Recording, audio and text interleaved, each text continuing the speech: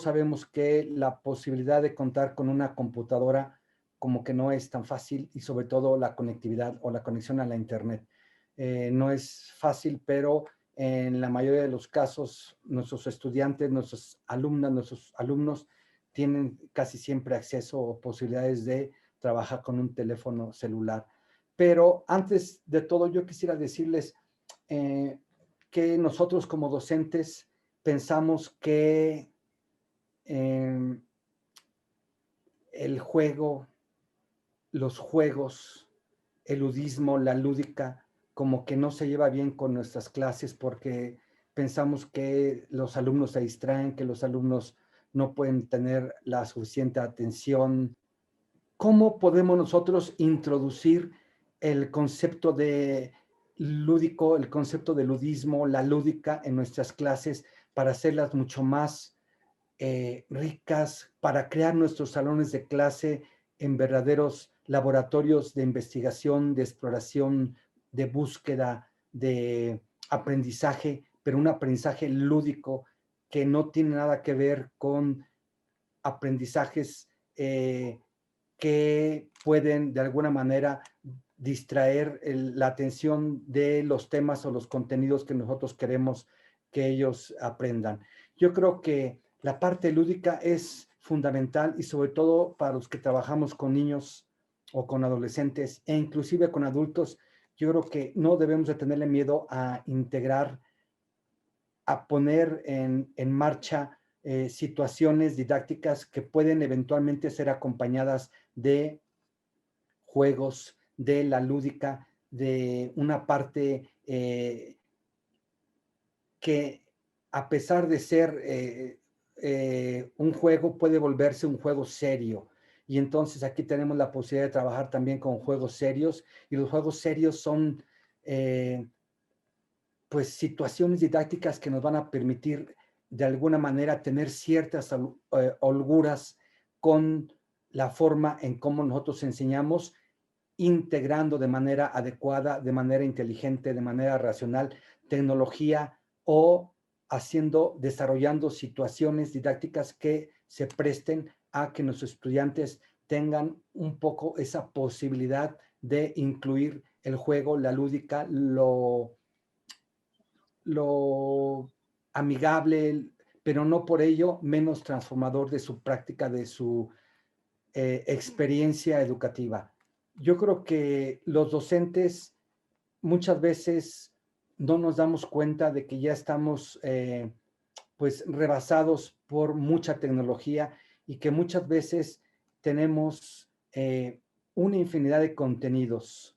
Y si yo les preguntara a cualquiera de ustedes qué opinan de los contenidos, o si yo les dijera cuántos tipos de contenidos hay para que nosotros podamos utilizar e integrar en nuestras prácticas, en nuestros cursos, pues muchos me darían una infinidad de respuestas. Pero yo diría que con la introducción, con el boom de las computadoras dentro de los salones de clase, que desde hace ya por lo menos 25, 30 años, antes las discusiones eran de si nosotros docentes íbamos a permitir o no la introducción de las tecnologías en general y en particular de la computadora en el salón de clases. Bueno, pues esto dio lugar a muchos simposios, a muchos eventos académicos en donde se discutía la posibilidad de dejar que en los salones de clases hubiera computadoras, hubiera tecnología un poco más desarrollada conforme a lo que estábamos viviendo, a cómo esa tecnología estaba evolucionando en nuestras vidas.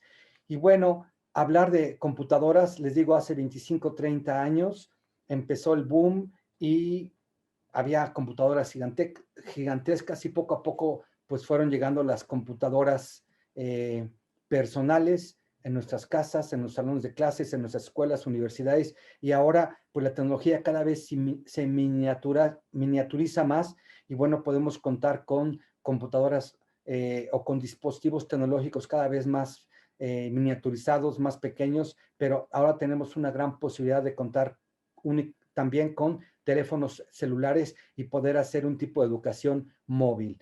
esta educación móvil con diferentes dispositivos, no únicamente con celulares, también con tablets, con tabletas, con pues máquinas más pequeñas, con otro tipo de dispositivos, pero lo interesante es que ahora yo quiero proponerles y voy a hablarles un poquito de lo que yo he venido haciendo a lo largo de mucho tiempo, que tiene que ver con algo que yo he intitulado la robótica pedagógica.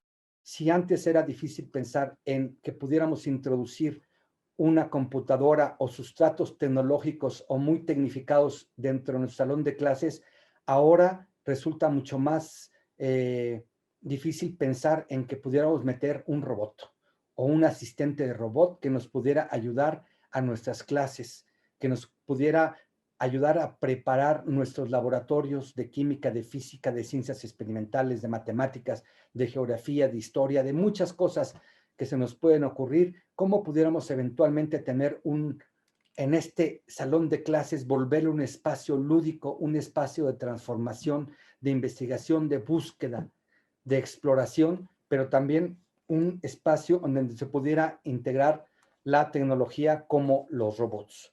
Y cuando hablo de robots, hablo de la robótica pedagógica y hablo de, pues ahorita les voy a describir un poco lo que yo he venido haciendo, pero independientemente de la tecnología que nosotros decidamos introducir en nuestros salones de clase para integrarla, no para juntarla, no para forzarla, sino para integrarla de manera adecuada, de manera cognitiva, de manera inteligente, de manera real, yo creo que contamos con muchas cosas y yo creo que dependiendo del nivel de estudios en el que nosotros estemos trabajando y del nivel escolar y de las edades de los estudiantes, nosotros pudiéramos introducir mucha tecnología, no únicamente computadoras o tabletas o teléfonos celulares o ahora yo diría robots pedagógicos. Yo creo que tenemos una cantidad enorme de posibilidades, entre otras de contenidos.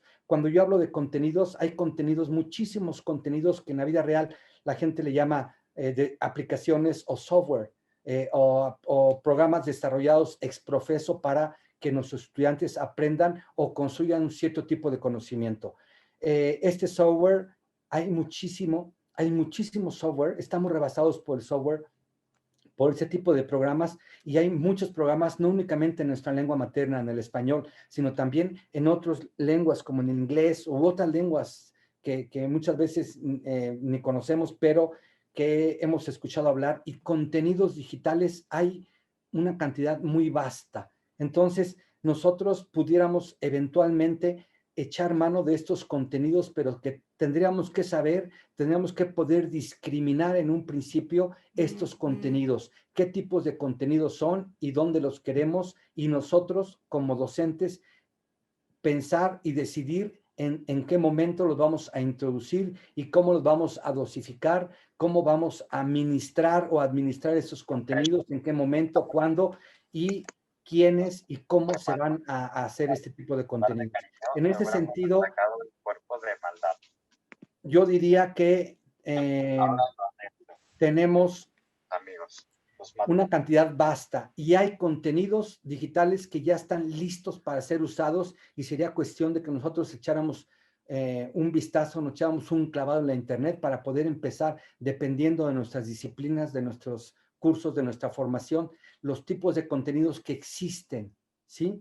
En la vida real y que la mayoría de ellos son gratuitos y que son de libre acceso. Entonces, yo creo que hay muchísimos y nosotros tendríamos que ver exactamente qué tipos de contenidos, cuándo, en qué momento pudiéramos echar mano de ellos. Hay tres tipos de contenidos. Los contenidos que ya están listos para ser usados, que nada más los tenemos que encontrar en la internet, en los diferentes repositorios y ver y accesar y bueno, incluirlos en nuestra práctica, pero hay otros contenidos que están listos, pero que necesitarían una cierta modificación de parte nuestra para adaptarlos y para que nosotros estuviéramos contentos para poder usar esos contenidos. Y por otro lado, habría los contenidos que realmente necesitarían ser desarrollados ex profeso por nosotros, porque nosotros consideramos que la forma en cómo deben de desarrollarse, de tratarse y de integrarse en nuestros salones de clases, en nuestras materias, en nuestros cursos, esos contenidos únicamente los podemos desarrollar nosotros o nosotros con un grupo de personas que nos permitan desarrollar esos contenidos porque estos no existen y nosotros consideramos que son los que se tienen que desarrollar. Entonces, yo diría, de tantos contenidos que existen, nosotros únicamente tendríamos que echar un vistazo y decir estos sí, estos no. Yo les voy a dar ejemplos de cómo yo utilizo recursos, contenidos que ya están a disposición, libres de uso, pero otros que requieren ser evidentemente modificados o puestos al día por nosotros mismos y los que se tienen que desarrollar, que también los podemos hacer y que nosotros tendríamos que tener esta responsabilidad. Con Doctor, relación a doctor, los contenidos, hay muchas formas en que nosotros los podemos integrar, pero nosotros pues tenemos como docentes pues la necesidad de conocer y de saber y la obligación de saber en qué momento podemos echar mano de esos contenidos y cómo pudiéramos desarrollarlos, modificarlos o únicamente traerlos para ser utilizados en el momento en que nosotros queramos. Yo creo que esto todo el mundo lo sabemos y podemos integrarlos, pero ahora, ¿en qué forma los podemos integrar? Es lo interesante. ¿Qué tipo de contenidos? Pues habrá contenidos que realmente permitan que los estudiantes se sientan mucho más a gustos, contenidos lúdicos, contenidos que realmente permitan que nuestras clases puedan mejorarse y puedan ser seguidas por nuestros estudiantes, sobre todo ahora que están nuestros estudiantes en posiciones remotas tomando sus clases, cómo pudiéramos eventualmente modificar nuestras formas de organización, nuestra forma de regular, de diseñar los contenidos para poder expresarlos y para poder desarrollarlos juntos con los estudiantes y desde la distancia, en posiciones remotas. Bien, pues teniendo en mente que hay muchos tipos de contenidos, los que ya están listos para ser usados, los que tienen que ser modificados, que sería la segunda parte, y los que tienen que ser desarrollados, vamos a ver cómo yo les voy a dar ejemplo de esos tres contenidos para que podamos hacer nuestras clases mucho más lúdicas, más amigables y sobre todo más transformables de las capacidades de nuestros propios estudiantes. Voy a permitirme compartirles la pantalla.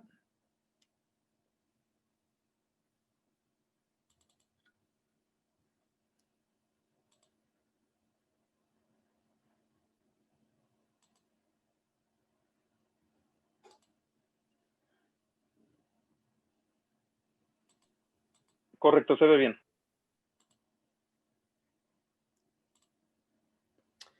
Bien, ¿ya la pueden ver? sí. Sí, Sí, sí la pudieron ahora ver. ya no. No, se volvió a perder. Sí. Nomás voy al sonido, se me olvidó compartir. Listo, es que no había compartido el sonido. Bien, yo voy a hablarles de cómo podemos hacer aprendizaje lúdico en línea y voy a hablarles en específico de lo que yo he venido trabajando que tiene que ver con la robótica pedagógica.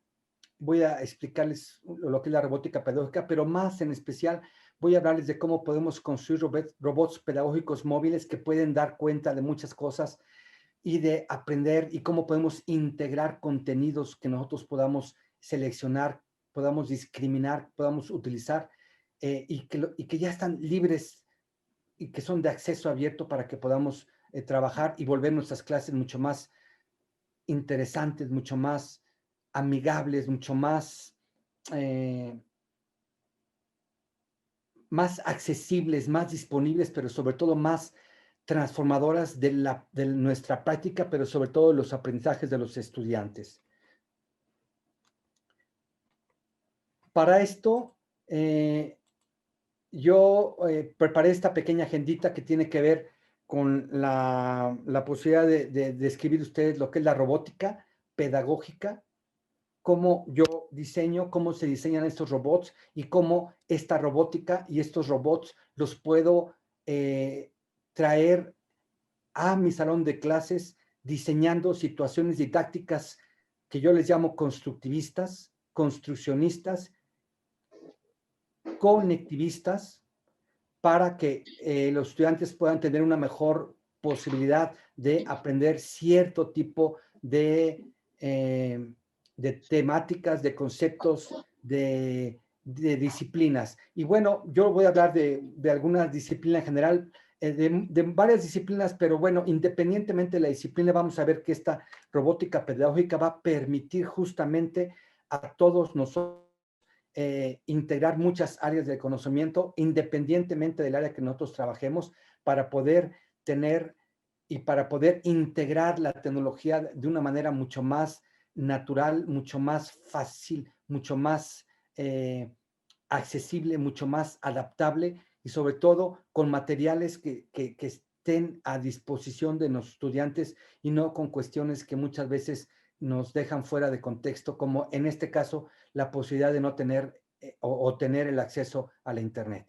Vamos a ver que esto es posible hacerse, pero también les voy a dar ejemplitos de cómo podemos trabajar con tecnología, cómo podemos integrar tecnología, cómo podemos integrar situaciones didácticas lúdicas que hagan llamado a juegos y que también podemos trabajar con juegos serios para poder dar cuenta de nuestras disciplinas. Yo quisiera comenzar definiéndoles lo que es la robótica pedagógica y yo considero que la robótica pedagógica es una disciplina emanada, salida de la inteligencia artificial que viene a tocar, entre otras, muchas áreas, muchas partes, pero sobre todo yo diría la educación.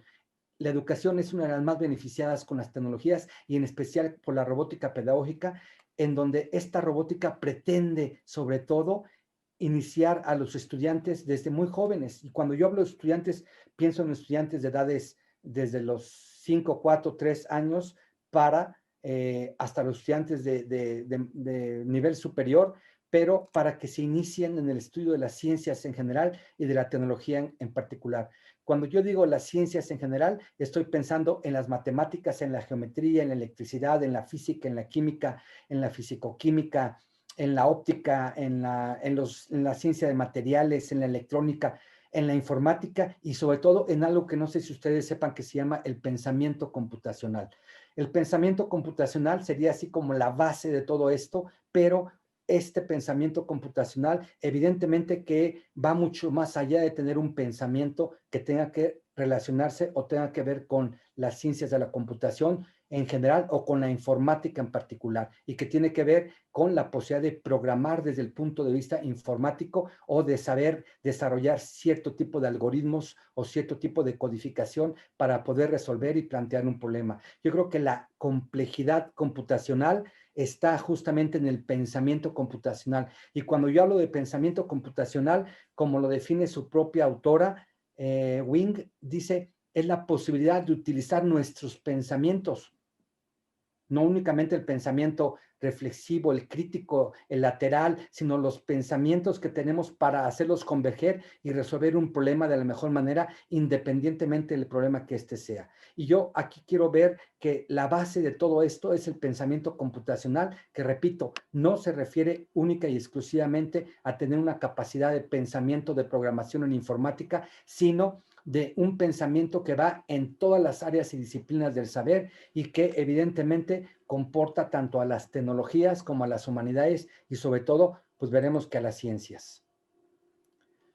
Una de las principales bondades de la robótica pedagógica, yo podría decir, y les voy a dar ejemplos muy claros de ello, es que se encarga de integrar diferentes áreas del conocimiento. Si yo le preguntara a cualquiera de ustedes qué tienen que saber o qué tienen que hacer para hacer un robot, lo mismo se lo pregunto a los niños con los que yo trabajo, y pues me dicen, pues tengo que saber pues de muchas cosas, entre otras cosas de matemáticas, de ingeniería, de mecánica, de electricidad, de electrónica, de programación, pero también de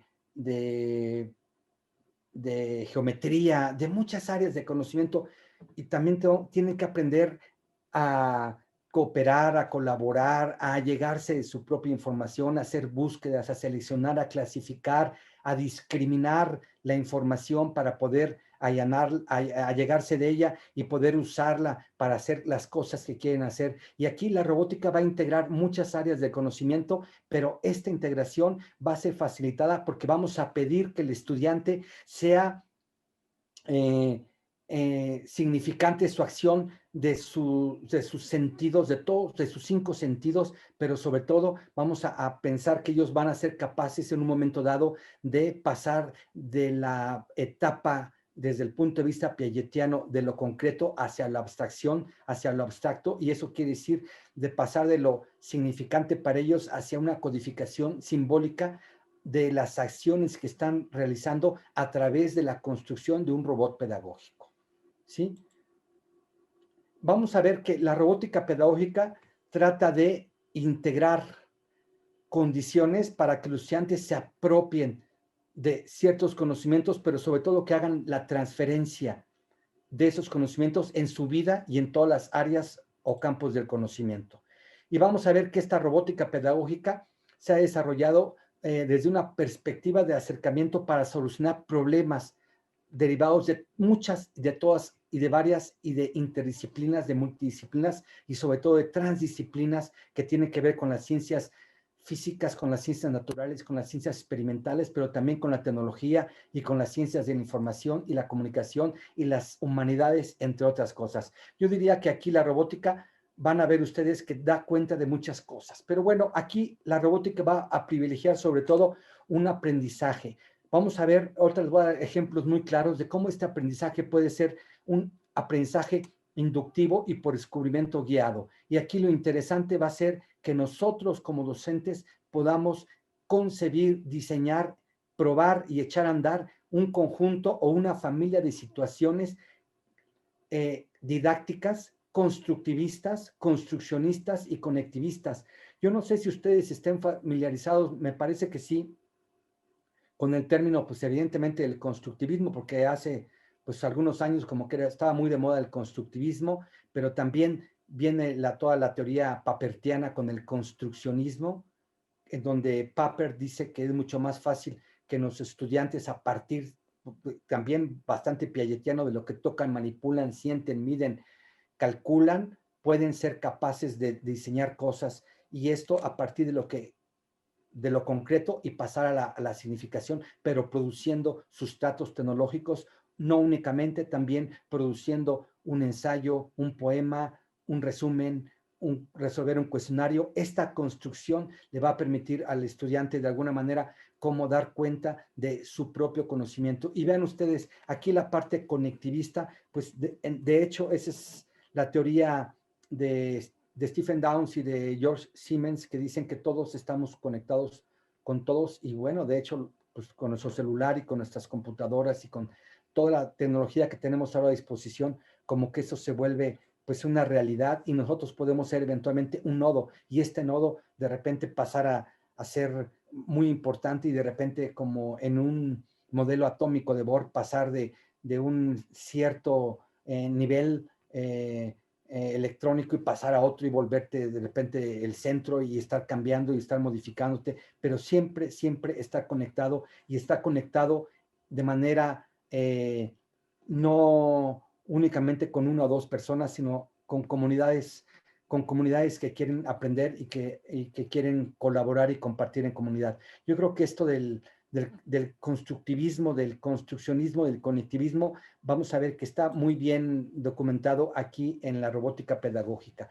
Miren, la robótica pedagógica se inscribe dentro de una teoría cognitivista de la enseñanza y el aprendizaje, y aquí lo que pide básicamente es que los estudiantes estén realmente involucrados, y les demanda que sean activos desde el punto de vista de todo su sentido sensorial, pero también desde el punto de vista cognitivo. Y esto es muy importante, y por eso echamos mano de la teoría construccionista papertiana y conectivista de Downes. Y bueno, evidentemente piagetiana, porque a partir de lo que van a tocar, manipular, a lo que van a construir físicamente, y repito, no únicamente un sustrato tecnológico, sino también un poema, un ensayo, un dibujo, lo que ellos quieran, van a darse cuenta que esta construcción va a ser mucho más fácil y de hecho a través de esto, pero también aquí vamos a meter una parte que tiene que ver con lo lúdico, con el ludismo. Vamos a ver algunas de las bondades principales de esta robótica y ahorita les voy a dar ejemplos muy claros y ustedes van a decir, pues sí, aquí se ve realmente cómo se integran diferentes áreas de conocimiento, porque yo les decía, ¿qué se necesita saber para que ustedes realmente o los estudiantes sean capaces de construir un robot didáctico, un robot pedagógico? Pues tienen que saber de muchas áreas, muchas cosas, y como que no es tan fácil y mucho menos trivial pensar que un estudiante de 6, 5 años va a ser capaz de producir un dispositivo como este. Bueno, puede parecer bastante ambicioso, pero yo creo que vamos a ver con lo que les voy a mostrar que es factible y muy posible porque vamos a trabajar con materiales al alcance, con materiales disponibles y accesibles para los estudiantes. La robótica pedagógica permite operar con objetos manipulables y esto lo hace Piagetiano y va a favorecer evidentemente el paso de lo concreto a lo abstracto, pero también aquí el estudiante va a aprender a apropiarse de diferentes lenguajes, muchos lenguajes, entre otros el geográfico, el gráfico, el histórico, el económico, el electrónico, el informático, el robótico, el comunicacional, muchos lenguajes que están detrás de todo esto para poder aprender y hacer cosas. Yo les voy a dar ejemplos claros de la simultaneidad de la representación de la acción de un fenómeno, en donde van a aprender un lenguaje gráfico, matemático, pero también va a haber un lenguaje electrónico, informático y un lenguaje robótico. En ese sentido, vamos a ver cómo los estudiantes van a ser capaces de ellos mismos por ellos mismos aprender a operar, a controlar distintas variables en tiempo real de manera síncrona, pero también de manera asíncrona. Otra de las bondades de la robótica pedagógica es que va a permitir a los estudiantes desarrollar y construirse un pensamiento sistémico y sistemático. ¿Qué quiere decir con esto? Sistémico desde el punto de vista que cuando tienen como proyecto grupal o individual construir un robot pedagógico, van a darse cuenta que este robot está compuesto de diversos sistemas y esos sistemas tienen que ver con el sistema mecánico, el sistema eléctrico, el sistema electrónico, el sistema informático, pero también sistemático. Yo hago situaciones didácticas con los estudiantes desde muy pequeños y me doy cuenta de que ese pensamiento es sistemático porque en la medida en que hacemos situaciones didácticas, por ejemplo, hay una que se llama autopsia de una computadora. Yo les pido a los niños que trabajen en equipos de 2, niños y niñas, y les doy computadoras viejas. Y de repente ellos tienen que decidir, la situación didáctica se trata de que ellos decidan y definan de qué murió esa computadora, porque son computadoras muertas y por eso les llamamos autopsias de computadoras, y entonces ellos aprenden de manera muy sistemática a separar las partes, los tornillos, a darse cuenta de todo lo que hay, a hacer una analogía de la computadora con respecto a un cuerpo humano, y si no tiene memoria, murió de Alzheimer, y si no tiene ciertos elementos, pues murió de inanición, muchas cosas que les permiten a ellos darse cuenta de la analogía que pueden hacer una computadora desde el punto de vista cibernético y también cibertrónico. En ese sentido, ellos son muy sistemáticos y hacen cosas que a mí, de hecho, me sorprenden cuando se vuelven realmente con la posibilidad de volver sistemático todo lo que están haciendo. Ellos van a ser los capaces de probar, de lanzar sus propias hipótesis y a través de la orientación adecuada nuestra con relación a la situación didáctica, ellos van a probar sus propias hipótesis, sus propias estrategias y a decir esto va a funcionar así por esto o lo van a probar y si no funciona van a cambiar sus hipótesis, van a reproducir su fenómeno y van a darse cuenta de que la adquisición de este conocimiento se puede hacer a través de lanzar sus propias estrategias de aprendizaje, sus propias hipótesis, y eso tiene que ver muchísimo con la posibilidad de que nosotros reproduzcamos un poco el proceso científico de la observación, de la experimentación, lanzar hipótesis, ver y regresarte hasta tener un resultado y probarlo. Ellos van a crear sus propios entornos de aprendizaje y el salón de clases se puede volver especialmente un laboratorio de aprendizaje en donde ellos puedan crear, concebir, diseñar y sobre todo echar a andar cosas que nosotros les pedimos de acuerdo con las diferentes situaciones didácticas que vayamos construyendo. Les voy a dar ejemplo de todo ello. Ellos van a aprender el proceso científico y sobre todo lo que más me interesa es que representen y que modelicen esos fenómenos que están estudiando y que en la vida real tienen un cierto nombre y un apellido y que ellos lo que están trabajando no es que un trenecito se mueva y que vaya más rápido o menos rápido, sino están aprendiendo los conceptos de cinemática, velocidad, distancia y tiempo, y sin que sepan muchas veces el álgebra, porque son niños pequeños, van a darse cuenta de la relación que existe entre velocidad, distancia y tiempo cuando un tren está moviéndose en un entorno o un columpio o un plano inclinado o muchas cosas que podemos ir haciendo.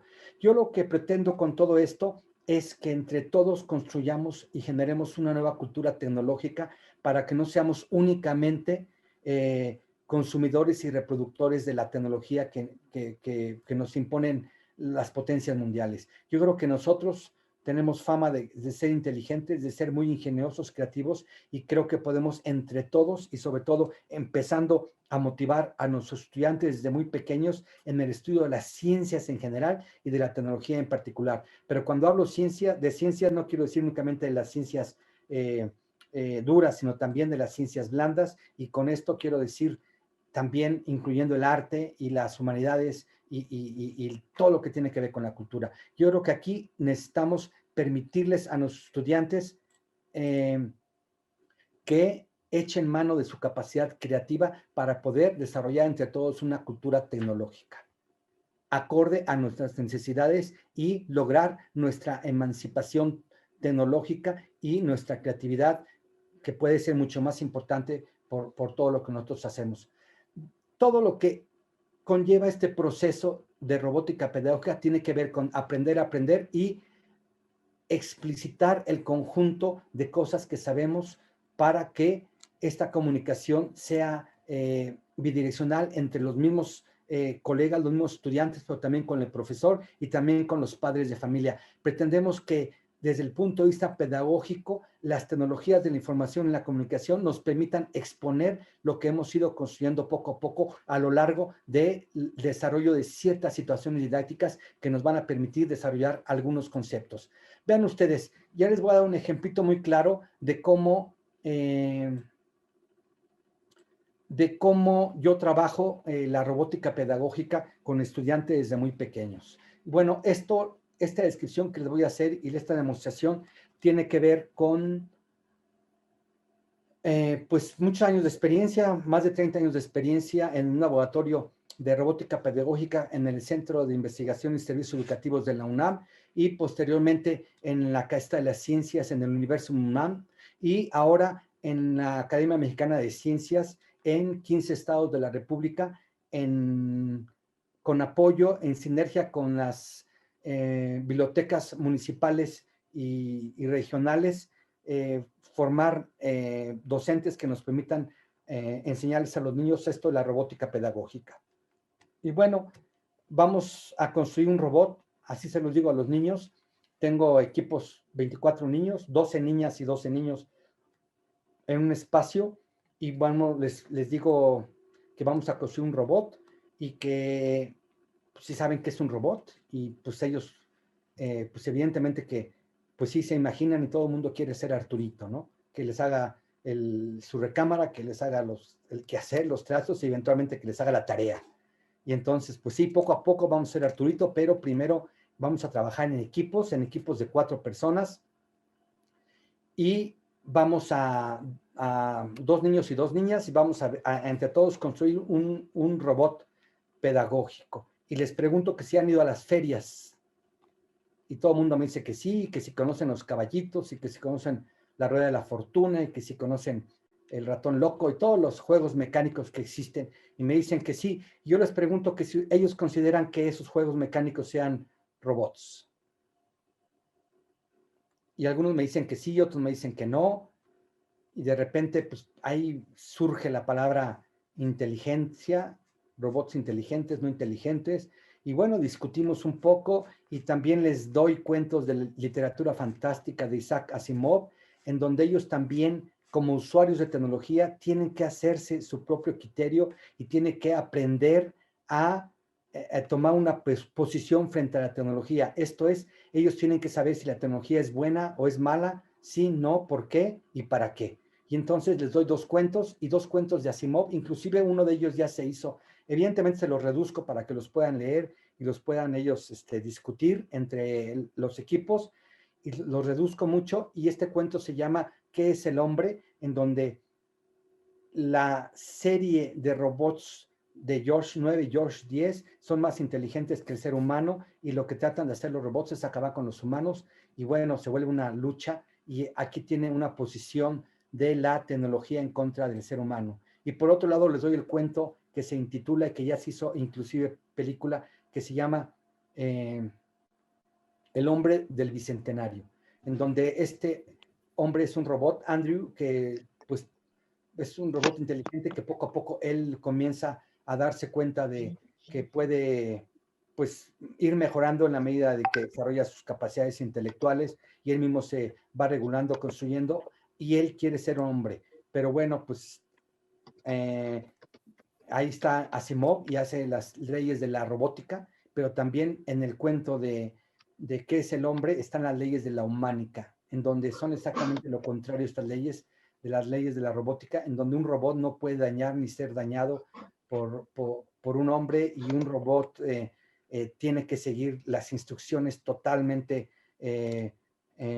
dadas por el hombre, pero estas instrucciones no pueden de ninguna manera dañar al hombre. Entonces, aquí hay posiciones filosóficas encontradas con respecto a estos 2 cuentos, y los estudiantes tienen que argumentar y decir si la tecnología es buena o es mala. Les digo, vamos a construir un robot, hacemos los equipos de 4 personas y tienen que dar cuenta de 4 fases: la mecánica, la eléctrica, la electrónica y la informática. Aquí discutimos que la parte mecánica es la parte que va a darle el cuerpo. Todos los robots tienen un cuerpo desde el punto de vista antropomórfico, y entonces su cuerpo vamos a tenerlo desde el punto de vista de la mecánica, y esa mecánica va a tener que ser muy robusta para que les den un cuerpo, y que ese cuerpo tiene que ser lo más robusto para que se mueva, para que gire, para que camine, para que vea, para que haga lo que tengan que ver. Después lo tenemos que animar desde el punto de vista eléctrico. Un robot tiene que moverse y tiene que hacer cosas, y después le tenemos que decir en dónde está ubicado, lo tenemos que dotar de ciertos recursos, que si oye, que si ve, que si siente calor, que si mide la distancia, ese tipo de cosas, y va a haber una fase o interfaz electrónica, y después un robot que no recibe órdenes y que no hace cierto tipo de trabajos, no es un robot, y entonces aquí viene la parte de programación informática, en donde ellos tienen que aprender a hacer un robot y a programarlo. Bien, les damos, siempre trabajamos con materiales de recuperación o de reciclaje. Inclusive les pedimos, y pueden ellos traer sus propios juguetes de sus casas, y van a poder trabajar, y vamos a construir entre todos un robot. Ya lo decidimos, y ese robot va a ser un carrusel. Y el carrusel les damos a los equipos de 4 personas materiales: platos de cartón, popotes, pegamento, una pila de 1.5 volts, un motor eléctrico de 3 a 5 voltios, plumones de colores, hilo y una interfaz electrónica, y les damos una computadora eventualmente. Ahora ya les damos solo un teléfono celular, pero una computadora también, para que vean ellos la interfaz de comunicación entre el robot y la computadora guiada por el hombre. Pero aquí todo el material tiene que ser de recuperación o de reciclaje, pero también no pueden utilizar nada que no sepan cómo funciona. Y aquí, si ustedes pueden darse cuenta, aquí hay un motor eléctrico, una pila, un motor eléctrico y una interfaz. Tenemos que saber qué es esto, lo tenemos que estudiar, tenemos que hacer un espacio, un alto, para poder ver qué es un motor eléctrico. Y aquí, por ejemplo, para saber lo que es un motor eléctrico, hacemos una estación didáctica constructivista, que se llaman Los Enanitos Verdes. Y se intituló Los Enanitos Verdes porque yo les preguntaba a los niños, ¿qué es lo que hace mover un motor? ¿Por qué se mueve un motor? Ellos me decían, en su capacidad de imaginería mental, me decían, porque hay unos enanitos verdes que son los que hacen que se mueva. Y entonces por eso intitulamos la práctica Enanitos Verdes. Pero bueno, aquí la primera fase, antes de que lo usen, tienen que saber cómo funciona, qué es, y de qué partes consta y cómo se llama. Si no, no pueden usarlo. Entonces, la primera parte les doy hojas, papel, y les digo, dibujen lo que es un motor de corriente directa y cómo funciona y dígame cuáles son sus partes. A los 10 minutos se enojan y me regresan el papel porque no saben ni qué es un motor de corriente directa y algunos me dibujan los corrientes a 4 tiempos de sus papás, de los carros, pero eso no es un motor de corriente directa. Y bueno, situación didáctica 2, los enanitos verdes atacan de nuevo. Les doy lo mismo, hojas, papel, pero ahora les doy un motorcito pequeñito de corriente directa, les doy desarmadores y pinzas y manos a la obra. Entonces ellos se encargan de abrir y darse cuenta de desarmar el motorcito y qué tiene ese motorcito. Se dan cuenta que tiene cable, que hay unos imanes, que tiene pues una flecha, que tiene algo, y entonces no conocen los nombres. Ellos me tienen que hacer una práctica y me tienen que decir cómo funciona y por qué funciona de esa manera. Evidentemente que tienen que buscar información en internet, les doy materiales, les doy discos, CDs de discos donde ellos pueden buscar información, libros, todo para que ellos me hagan una práctica y decidan y después demuestren a sus compañeros cómo funciona un motor de corriente directa y eventualmente hacemos un motor. Traemos el material, traemos el alambre y lo podemos doblar y a ver cómo, el imán y todo, y podemos hacer un motor. ¿Pero qué anima ese motor? Pues una pila. Pero bueno, una pila. En esta pila, vamos a ver que en esta pila, no todo el mundo tiene pilas, entonces vamos a ver de qué está formada una pila y esto nos da pie para que nosotros estudiemos conceptos de energía. Entonces, mañana, pues la mitad del grupo trae toronjas y la mitad del grupo trae papas y vamos a hacer pilas. Y entonces vamos a ver cómo, si funciona o no funciona su motorcito con esas toronjas, con esas papas. Y bueno, esto es para darles a entender a ustedes que todo lo que nosotros usamos tiene que ser conocido para que los estudiantes lo puedan usar, si no, no lo van a poder hacer, ¿sí? Entonces, ya la parte mecánica, tienen que tomar los platos y tienen que ver cómo queda. Vean ustedes cómo queda. Ahí están los popotes, los cartones y ahí está ya su carrusel, ¿sí? Las chicas lo dibujan, lo ponen de colores, le ponen moños y lo que quieran para dibujarlo. Y bueno, después, ¿qué es lo que hace mover a ese carrusel? Pues ya conocen el motor de corriente directa y vamos a ver que desde el punto de vista eléctrico hay que poner un motorcito aquí en la base del carrusel para que se pueda mover, y aquí están los cables y aquí viene pues una pilita que va a permitir que gire hacia la derecha o que gire hacia la izquierda. Luego viene una fase electrónica. Aquí hay una interfaz de comunicación entre el robot que ya está aquí moviéndose con una pila. En este caso vamos a poner una interfase electrónica y esta interfase va a permitirnos conocer ciertas cosas, y para esto tenemos que hacer otra parada y vamos a ver qué es esto de la interfase electrónica y vamos a estudiar justamente lo que es una interfase electrónica. Vean, ahí está la interfaz electrónica, se las proporcionamos, la vamos a tener que construir y esa construcción nos va a tardar 2 semanas, 3 semanas a veces, pero vamos a lograr esta interfaz electrónica, construirla para que los niños con su teléfono celular sean capaces de darle órdenes. Aquí ya quitamos la computadora y les damos un teléfono celular para que a través de esta interfaz que van a tener que producir ellos mismos puedan modificar, puedan hacer que este robot gire a la derecha, a la izquierda, más rápido, menos rápido, se pare y que hagan cosas. Pero lo más interesante de todo, fíjense ustedes, que es en y desde la distancia. ¿Qué quiere decir esto? Que con su teléfono celular, si tienen un hermano, un primo, un amigo en otra colonia de la Ciudad de México, o inclusive en Morelia, o en Chiapas, o en Torreón, o donde estén, ellos van a poder transmitir la señal a través de su teléfono celular y recibir señales para que ese robot pedagógico se mueva y sea controlado y sobre todo programado por ellos. Vean, aquí ellos van a tener que hacer en su teléfono celular una serie de instrucciones para el carrusel: que gire a la derecha 5 segundos, luego que gire a la izquierda 7, que gire a la derecha 12, que gire a la izquierda 51 y que se pare, o que haga, que descanse, que haga muchas cosas, lo que ellos quieran, pero un conjunto de instrucciones para echar a volar su robot, para echarlo a andar y para programarlo. Vean ustedes aquí cómo está construido un robotcito, todo con material de recuperación. Ellos inclusive pueden hacer los propios caballitos, pueden hacer inclusive este engrane tan grande podemos diseñarlo ahora con las impresoras de 3 dimensiones, podemos hacer los engranes tan grandes o tan chicos como queramos y podemos hacer cosas maravillosas, pero todo con material de recuperación. Vean ustedes, aquí ellos lo están haciendo, dibujando, y aquí tienen su carrusel. Aquí, como ven, aquí está el sistema, su motorcito, y este motorcito está con un engranaje aquí para que este engrane esté girando, y aquí están 2 cables, y aquí le pongo una pila, y entonces lo que va a hacer este carrusel es girar a la derecha o girar a la izquierda. ¿Sí lo ven?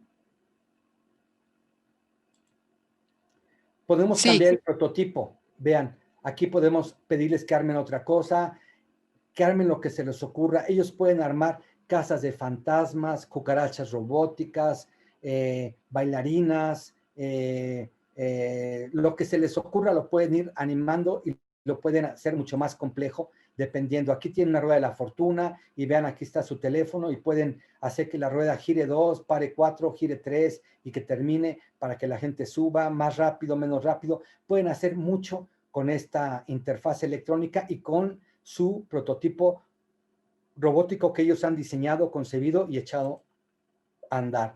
Vean ustedes, en robótica, pues el elemento fundamental y el prototipo con lo que siempre se estudia es un brazo robótico. Esto es un brazo, si ustedes se imaginan, eso es el hombro, aquí está como un hombro, aquí está, eso sería el codo, y eso sería la muñeca, o luego en el efector o terminal, y aquí serían los dedos, pero en este caso hay una pinza, pero en esta pinza podemos poner una brocha, o un cautín, o un cincel, o un martillo, o qué sé yo, para que este brazo haga las funciones de un brazo robótico y que pueda hacer, pintar, manipular, soldar, pegar, hacer muchas cosas, pero aquí tendríamos que tener no un único motorcito, sino aquí ya tendríamos que tener 1, 2, 3 motorcitos para controlar este movimiento o este otro movimiento del codo o de la muñeca. Entonces ya tendríamos más complejo el sistema mecánico con 3 motores.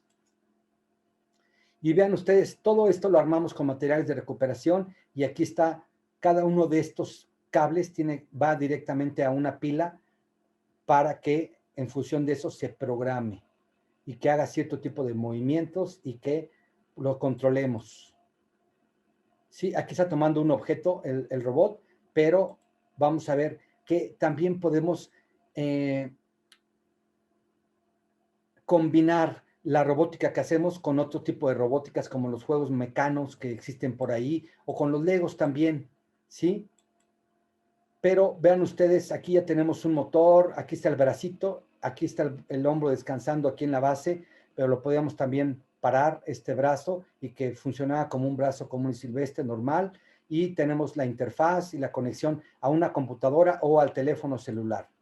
Y vean, aquí tenemos el prototipo didáctico con materiales de desecho, de recuperación, y exactamente el principio del motor está aquí, y vamos a ver que hay sensores, estudiamos los sensores, los tipos de sensores, y el sistema de engranajes para que hacerlo más rápido, menos rápido, para hacer lo que nosotros querramos.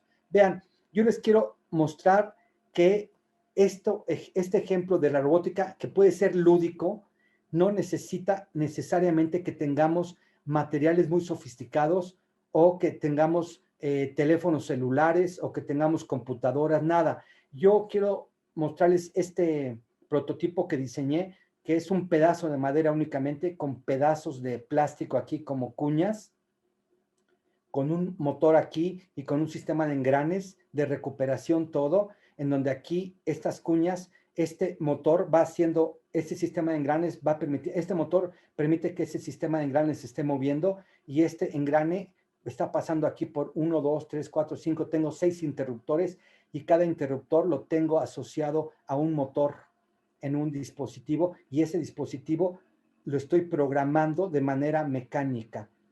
Vean ustedes un pedazo de madera con sus cuñas. Esta cuña la puedo poner un poco para acá o más larga, y mientras esté más larga va a estar accionando esta parte del interruptor y va a hacer que accione la parte que está dirigida en el prototipo didáctico. Se lo voy a mostrar.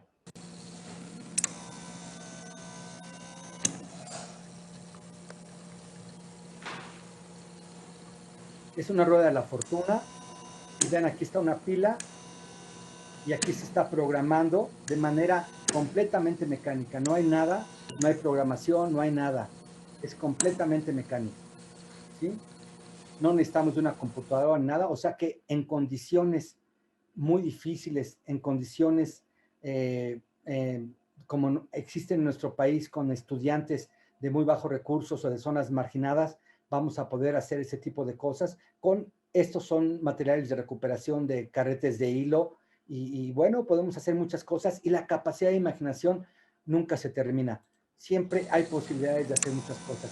Pero vean, aquí sobra este control programático para esto, porque podemos tener eh, seis motores o sensores, o dos sensores, tres motores, cuatro motores, dos sensores, un sensor, cinco motores, cosas por el estilo, para poder de manera mecánica armar un dispositivo robótico como este y que los estudiantes puedan dar cuenta de ello y que se den cuenta que la programación existe y que se puede programar independientemente del lenguaje e independientemente de las condiciones físicas que tengamos con relación a eh, la posibilidad o acceso a tecnología sofisticada o no. Vean, aquí estoy cambiando el prototipo, todo con material de recuperación. Esto es un carrito de madera y es exactamente el mismo esquema.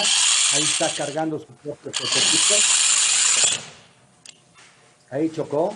Tenía que programarse para que no chocara, para medir la situación y entonces empezar a jugar y a controlar sus propios dispositivos, pero de manera completamente mecánica. Aquí no hay nada, eh, nada que tenga que ver con controles, con cuestiones costosas, que muchas veces ya no son tan costosas ahora desde el punto de vista eléctrico, pero que en situaciones donde no existe luz o algo, podemos hacer ese tipo de cosas y permitir que los estudiantes aprendan y que se inicien en el estudio de las ciencias en general y de la robótica pedagógica en particular. Yo siento que con este ejemplo, vean aquí les voy a dar este ejemplo de lo mismo, pero ahora vamos a enseñarles a los niños que pueden controlar y que pueden aprender conceptos como paralelismo, concurrencia, al mismo tiempo con sus propios juguetes, ¿sí? Vean, ahí están con el mismo dispositivo aquí programado, se están moviendo al mismo tiempo tres robots pedagógicos con su misma programación y la programación la puedo decidir yo como quiera. Lo interesante es que ellos puedan aprender y puedan integrar ese tipo de conocimientos y sobre todo se cuestionen y se echen a andar desde el punto de vista de su capacidad de imaginería mental, lo que pueden hacer ellos. Como pueden ustedes darse cuenta, aquí hay muchas cosas que podemos hacer con materiales de reciclaje, de recuperación, pero también de conjuntos que ya existen para armar. Como yo les digo, yo fui un niño de Mecano, cuando yo era chico había Mecanos y era lo que yo usaba en mi casa, pero ahora ya hay Legos, hay ficha técnica, hay robots, hay muchas cosas que pueden utilizar y sobre todo cuestiones de plástico, de aluminio, de cartón, lo que ustedes quieran. Yo siento que hay mucho y vean, y todos los proyectos pueden ser prototipos que tengan que ver con áreas de las diferentes disciplinas, de las ciencias exactas, de las ciencias blandas o sus combinaciones. Yo siento que hay mucho que podemos hacer. Yo creo que el impacto, les voy a dar un ejemplo y les voy a decir cómo yo lo trabajo, de la robótica pedagógica en cifras. Vean, todo con material reciclar de recuperación. Y aquí lo que estamos teniendo como elemento fundamental con los estudiantes es su capacidad y su fuerza y sobre todo su libertad de imaginación. Ellos quieren hacer sus robots, vamos a hacerlos y poco a poco, de lo menos sofisticado a lo más sofisticado, para que ellos puedan construir y armar sus propios dispositivos. Vean, aquí este niño está armando su sistema de engranes para controlar un volantín y su propio helicóptero aquí y ver cómo funcionan, lo pueden ir armando, construyendo, pero sobre todo ellos tienen la capacidad de usar y reusar materiales para todo lo que a ellos se les ocurra. Pero vean, todos estos ejemplos tienen que ver con todas las disciplinas como la biotecnología, porque podemos, por ejemplo, en biología pensar cómo podemos controlar con nuestro propio teléfono celular o con una computadora, haciendo un robot pedagógico o un simple termómetro para medir la temperatura de ciertos procesos del agua y avisar que se para, no se para, procesos químicos, de biología, de matemáticas, un bioterio, de geometría, cuando alcance ciertos grados que haga una alarma el dispositivo, qué sé yo, podemos medir, instrumentar, podemos adquirir datos, podemos hacer cuestiones de neurociencias, de geometría, de física. Digo, hay cosas muy sencillas que se pueden hacer y que podemos echar a volar nuestra capacidad de imaginación para la enseñanza de las lenguas naturales, para lo que a ustedes se les ocurra, hay, y sobre todo para su aplicación y combinación de estas áreas. Aquí vean, la robótica pedagógica va a permitirnos construir conocimientos en vez de que los reproduzcamos, va a favorecer la interacción del estudiante con el mundo real, vamos a tener acceso a lo que ustedes quieran, por eso lo llamo yo también conectivista, porque si tenemos la posibilidad de conectarnos, maravilloso, si no, vamos a tener también materiales a disposición en nuestro propio salón de clases y en este caso en nuestras casas ahora como estamos confinados, que podemos estar mano pues de libros, de lo que tengamos a disposición para poder echar a volar nuestra capacidad de imaginación y producir cosas como las queramos. Vean, vamos a valorar y a reflexionar sobre nuestros propios modelos mentales una y otra vez, tanto como queramos. Vamos a solucionar problemas reales. Vamos a privilegiar la socialización de conocimiento en vez de estar compitiendo y de ser individualistas. Vamos a garantizar la autoconfianza, la autoestima y la autogestión por parte del estudiante. Ustedes no se imaginan las caras de los niños cuando construyen sus dispositivos y los controlan con su celular y los echan a andar y además en y desde la distancia. Eso de veras que les cambia el mundo. Y vean ustedes, con esta simple interfaz que ahorita les voy a decir cómo, de dónde y cómo se arman y voy a darles material para que ustedes lo puedan desde un simple blog hacerlo, usarlo o tomar un curso específico para que lo puedan echar a andar, pero sobre todo decirles que ya hay, y les voy a mostrar cómo hay materiales lúdicos que nos van a permitir hacer esto. Miren, también ellos tienen sus propios juguetes y los propios juguetes que ellos tienen los podemos también controlar y los podemos combinar con los que nosotros hagamos con nuestros propios dispositivos y los podemos controlar y podemos hacer muchas cosas. Yo quiero mostrarles esta página que se llama roboticapedagógica.blogspot.mx, en donde yo les informo, les digo cómo a través de un simple blog y muchos de ustedes me dirán si, bueno, yo creo que sí, muchos de ustedes ya conocen lo que es una web quest. Yo, a través de una web quest y esta web quest depositada en un blog, les enseño cómo pueden armar, construir y pueden trabajar sus robots pedagógicos. Eso es muy sencillo y lo pueden hacer desde ese simple blog. Voy a entrar al blog. ¿Ya la ven? Sí. Vean, aquí en este blog, Robótica Pedagógica Móvil Celular, se vienen a una parte que se llama Situación Didáctica Construccionista Conectivista, el robot controlado y programado vía teléfono celular. Y vean, aquí yo hago la descripción de una web quest, ¿sí?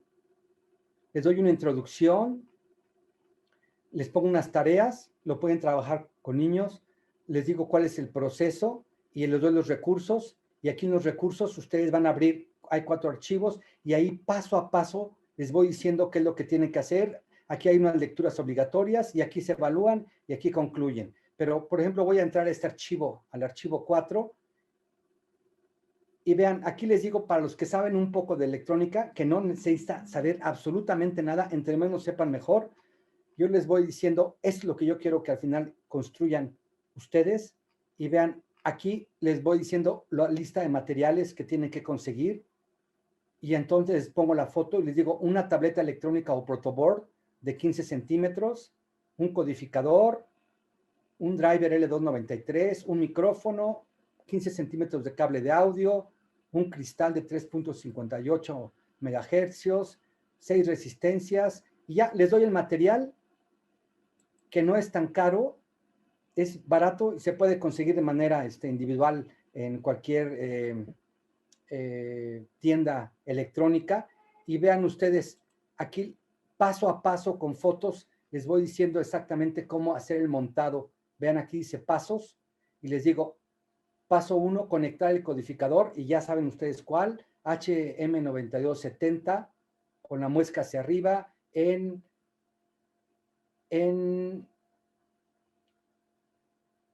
5E. Y aquí les digo exactamente cuál es la pata 1, 2, 3, 4, 5. Les voy señalando con materiales afines, les voy señalando para que los niños sepan contar así como en un plano cartesiano del 1 al 60 y del ABCD a la J, y entonces ellos van encontrando los puntos y van haciendo su armado. Vean, un puente de aquí a acá, y les voy diciendo las patas que van armando, y al final son 69 pasos, y al final ustedes van a tener exactamente pues al final van a tener pues la interfase que les va a permitir controlar, ¿qué es esta? Ya la van a tener así, que les va a permitir controlar con su teléfono celular el robot pedagógico que hayan construido. ¿Sí? Eso es, digo, esto está a disposición en ese simple blog que se llama así, robótica pedagógica móvil.blogspot.com, y aquí está la situación didáctica construccionista conectivista, el robot controlado y programado vía el teléfono celular. Y como les digo, les doy su introducción, su tarea, todo, y no sé si compran los materiales, juntándose un niño o dos niños, en 4 o 5 horas pueden realizar su alambrado y pueden tener su interfase para producir su robot pedagógico, que les digo cómo armarlo, y bueno, pues, y no más uno el que se les ocurra, ¿no? Eso es por un lado. Por otro lado, ahora tenemos, ¿sí lo ven? Perdón, ¿lo están viendo? Sí. Ok, gracias.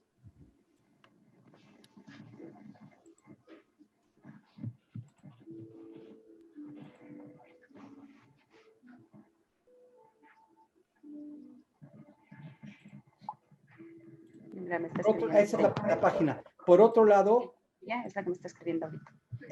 les quiero dar un ejemplito de cómo es factible, de cómo hicimos un récord Guinness de robótica pedagógica con los trabajos de los niños, que fueron 1857 niños que armaron y construyeron sus propios robots, y que con un único teléfono celular, 1000 niños en México y 1000 niños en Puebla, con un solo teléfono celular, se controlaron 1867 robots en diferentes espacios al mismo tiempo, en tiempo real. Las instalaciones. Ahora sí ya se observa, doctor. Gracias.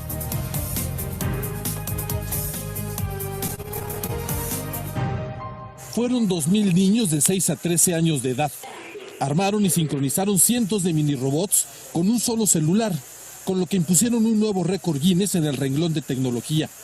Desde temprana hora los menores armaron sus robots en las instalaciones de la UNAM y otros 1000 en la ciudad de Puebla.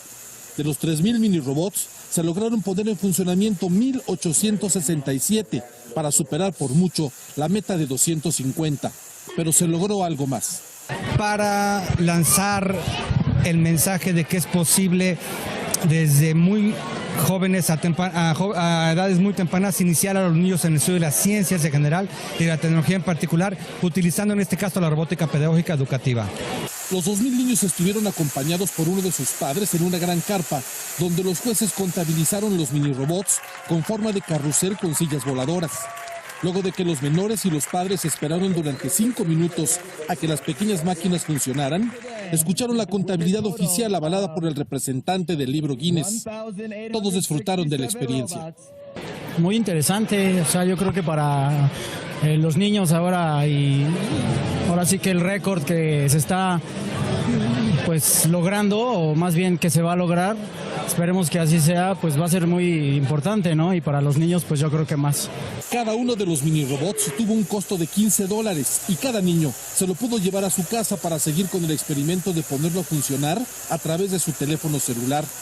Algunos de los niños dijeron que el armado de su pequeño pero moderno artefacto tecnológico en medio de un evento a gran escala será inolvidable. Sentí que iba a ser famosa, que iba a tener una gran experiencia para armar robots y así enseñarle a los niños a armar robots. Ver cómo armábamos, aprender nuevas cosas, yendo a ver cómo se arma un robot. Los investigadores y organizadores de la UNAM dijeron que intentarán romper su propio récord en un futuro próximo. La UNAM y la Academia Mexicana de las Ciencias y además miles de niños mexicanos ingresaron al famoso libro de récord Guinness. Los padres de estos niños dicen que esta es la mejor forma de acercar a sus hijos a la ciencia. Arturo Calvillo, Hispan TV, Ciudad de México. Bien, ¿me escuchan? Sí. Sí. Actualmente hay un curso de robótica para todas las edades, para toda la gente en Coursera y bueno, es exactamente el mismo que yo doy en el que está puesto en el blog. Y bueno, acá pues con la salvedad de que acá les dan un diploma, ¿no? La universidad, la UNAM, junto con 15 universidades del mundo, avalan esto y yo creo que pues para iniciarse en el estudio es muy interesante, ¿sí? Aquí está la UNAM, hace este curso y actualmente hay más de 200,000 estudiantes que siguen el curso en diferentes partes del mundo. Bien, yo quiero recuperar esto, quiero así como corolario. Tenemos muchísimas, yo no únicamente la robótica pedagógica, yo quiero ver cómo lo lúdico, yo no sé, ahorita que entre en interacción con ustedes, muchos de ustedes están en contacto con materiales, con simuladores, pero hay simuladores muy buenos para iniciar a los estudiantes en el estudio de las ciencias y la tecnología. Hay cosas fantásticas que ya están esperando nada más que nosotros las integremos y que decidamos cómo diseñar una situación didáctica que les permita a los estudiantes integrar todos esos recursos que ya existen. Pero ojo, si trabajamos con niños, la simulación no basta. Quisiéramos que toquen, que manipulen, que sientan, que miran, que armen, que se involucren con todos sus sentidos, que jueguen para que después puedan pasar de la etapa concreta hacia la abstracción, a la modelización, a la matematización de los fenómenos que están estudiando. Yo lo veo esto muy aplicable en las ciencias, en todas las ciencias, pero así fundamentalmente yo lo veo en física, en las ciencias experimentales, que tiene una aplicación impresionante y yo creo que nosotros adolecemos de muchas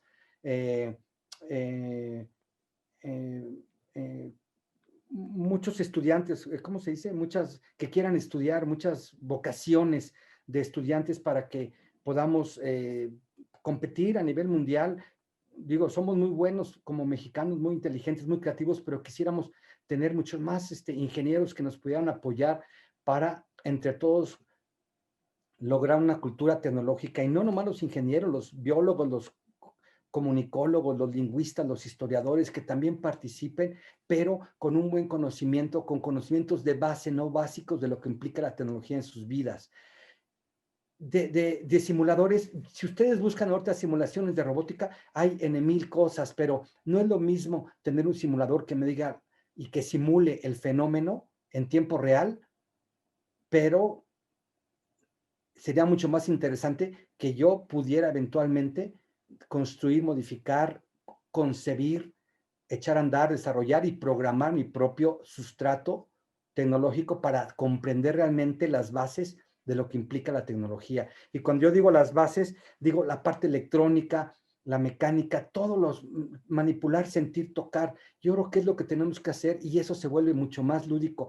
La parte del juego serio existe ya en las simulaciones y podemos hacer cosas para el estudio de las lenguas, de las matemáticas, de la física, de lo que ustedes deseen, pero necesitamos nosotros seguir trabajando sobre ello porque solitas las cosas no van a pasar. Yo siento que necesitamos buscar información sobre juegos serios, pero también juegos no serios que nos permitan animar nuestras clases y volver las clases mucho menos monótonas, menos formales en términos de que lo que estamos aprendiendo también hay una parte de juego y ese juego implica. Por ejemplo, yo hice en mi tesis de maestría algunos juegos para demostrar el concepto en estadística, por ejemplo, del el concepto de evento nulo, vacío, o muy probable, poco probable, o digo, y entonces con carreras de caballos y simular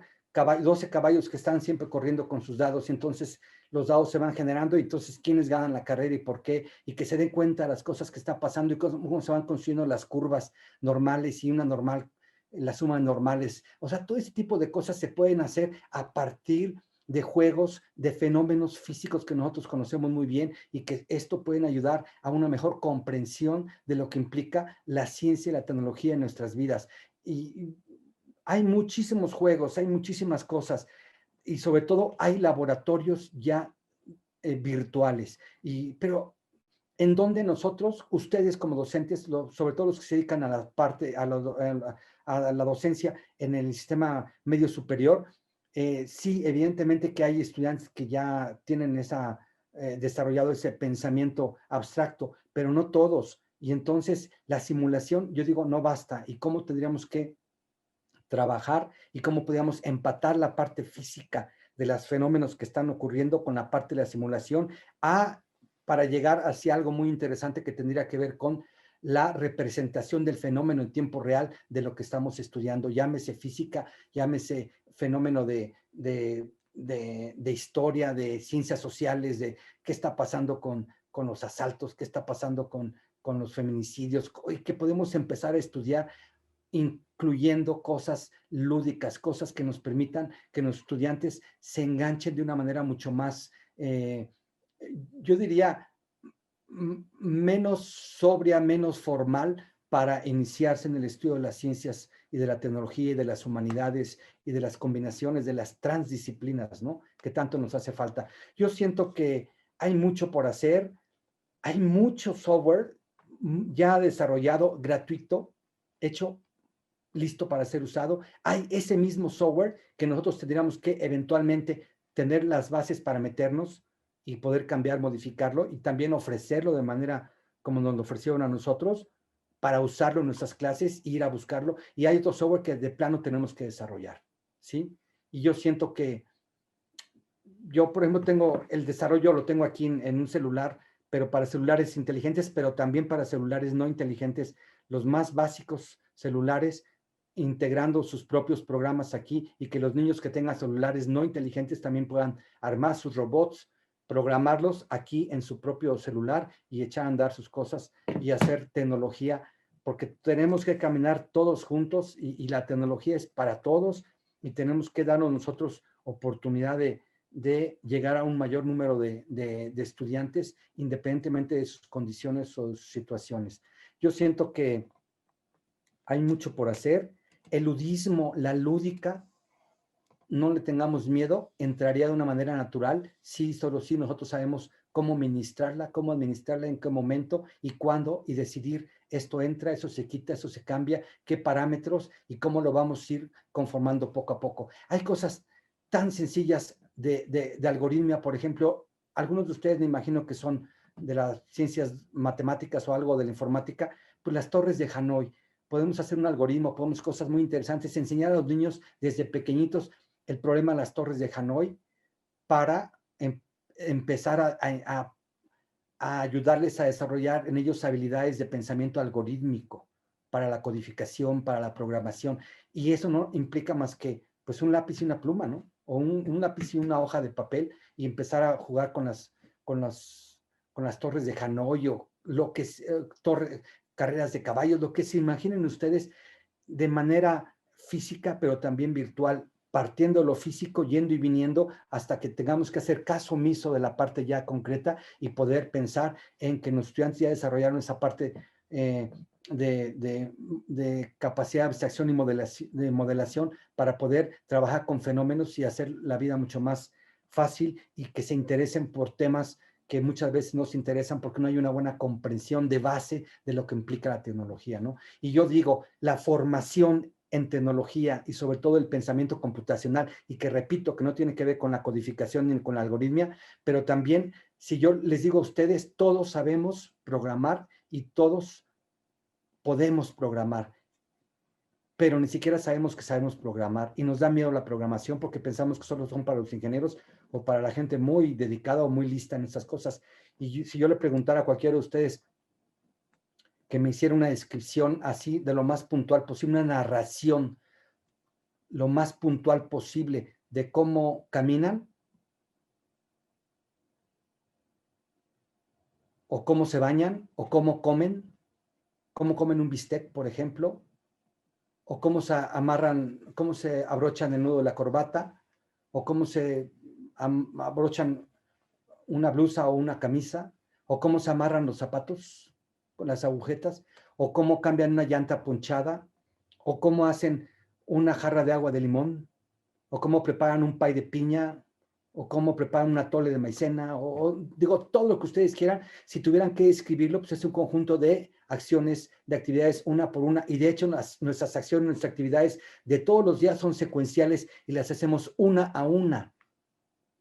En ese caso, yo, por ejemplo, puedo mover mis manos, estoy pensando, los puedo estar viendo, pero también puedo estar viendo atrás de mí y puedo estar pensando en el discurso que estoy tratando de hilvanar para ustedes, y puedo hacer muchas cosas en paralelo, pero porque somos inteligentes por naturaleza, pero la computadora tiene que ir instrucción por instrucción y las cosas se las tenemos que decir paso a paso, y si no decimos de manera clara, sin ambigüedades, con precisión y sin redundancias, no funcionan. Y entonces es lo que cuesta trabajo, cómo describir el conjunto de cosas para resolver un problema.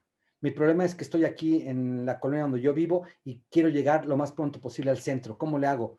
Hay varias rutas, o me voy caminando, o en bicicleta, o en coche, tomo un taxi o un helicóptero. O sea, ¿cuál es el algoritmo que tengo que hacer y cómo lo tengo que hacer? Lo puedo describir para solucionar un problema. Y justamente este problema es un problema algorítmico, un problema de solución de pensamiento lateral, matemático, informático, computacional, pero también de logística, también de tiempo, también de distancia. Digo, entran muchas variables y nosotros lo tenemos que resolver. Y yo creo que lo podemos hacer, pero muchas veces no sabemos cómo. Y nos da miedo, pero yo creo que el pensamiento computacional, la informática, la robótica, integrando esta pedagógica, integrando todas esas áreas del conocimiento, pueden darnos pie para que nosotros hagamos cosas maravillosas. Yo quisiera, me dijo la maestra Rey Morán, por favor, no te extiendas mucho, que nuestros profesores quieren interactuar contigo. Entonces, yo les agradezco su disposición, su escucha, y yo quisiera que me preguntaran, y yo con mucho gusto pues les podría responder si puedo, pero si no, las preguntas o las dudas por lo menos se las amplío, ¿no? Muchas Maestro, gracias. les pido por favor. Gracias, doctor Enrique. Muchísimas gracias. Interesantísimo todo lo que nos dice. Para muchos del área de ciencias sociales, pues esto es mucha novedad. A mí por lo menos me habla en chino. Yo soy de psicología y de letras hispánicas, así que se podrá imaginar que lo escucho con mucha atención y digo, a ver cómo le voy a hacer para aplicar esto o para integrarlo en mi asignatura, ¿no? Vamos a ver, maestros, ¿quién quiere preguntar algo? Por favor, abra su micrófono y haga la pregunta, ¿vale? Buenas noches, doctora. Buenas noches, doctor. Buenas noches. Hola, buenas noches, licenciado. Soy la maestra Erika Quintero. Y, doctor, yo, bueno, muy admirable su labor y muchas gracias por su aportación muy valiosa para todos nosotros. Yo doy la asignatura de biología a jóvenes de bachillerato, a jóvenes de preparatoria, de quinto de prepa. Entonces, yo quisiera preguntarle desde mi asignatura cómo podría aplicar la robótica pedagógica y pues cómo podría integrar todo lo que usted hoy nos ha mostrado. Pues, por ejemplo, a mí en biología, que se me hace tan interesante, por ejemplo, Maestra, si lograran hacer esta interfaz, digo, me dijo la maestra Rey, por favor, hay que dejarles tarea o algo. Yo les diría, échenle un vistazo al blog o métanse al curso de Coursera, porque es gratuito, ya solo si quieren su constancia, pues les cuesta creo que como 400 pesos, algo así, pero si no, también hay manera en que los financie la universidad, porque digo, los que son universitarios o los que están en escuelas incorporadas, para que tomen los cursos, pero yo diría, imagínense pensar, yo cuando fui al kinder me acuerdo que pues hicimos la práctica, pues era una práctica de laboratorio y en un frasquito nos pidieron que lleváramos nuestro frijolito y un algodoncito, le pusieron agua y íbamos viendo cómo iba creciendo y todos los días íbamos a ver si crecía nuestra plantita. Y lo mismo puede pasar haciendo uso de una interfaz electrónica en donde podamos nosotros medir, por ejemplo, temperatura, humedad, niveles de concentración de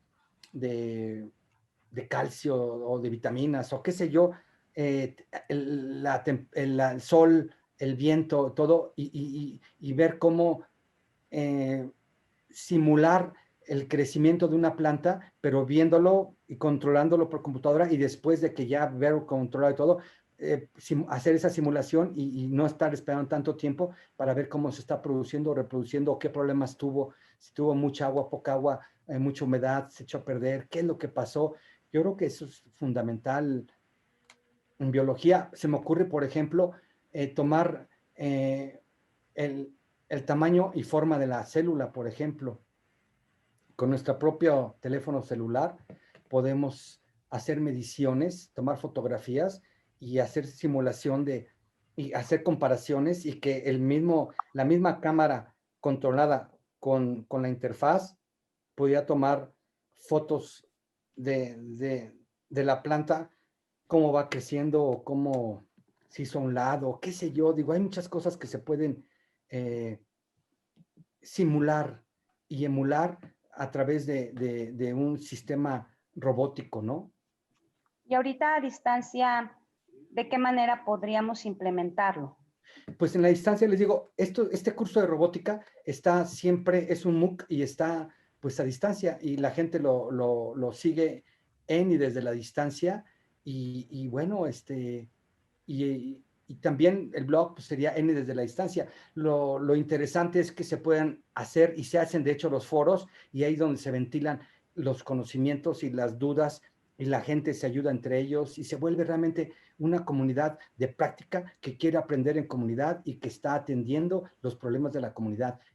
Yo digo, no sé si tengan ustedes experiencia en tomar MOOC, en haber hecho MOOCs o cursos en línea, y si ustedes están en la mejor disposición, le pueden sacar mucho partido, mucho provecho, y esto está completamente en línea. Lo ideal sería que pudiéramos estar todos, digo, yo he dado cursos ahí en la Facultad de Ciencias, hasta 150 profesores, imagínense, que son muchísimos, pero todos hemos trabajado con nuestras cosas, con nuestros kits, con nuestros proyectos, y todo el mundo sale adelante y todo el mundo lo usa y todo el mundo produce.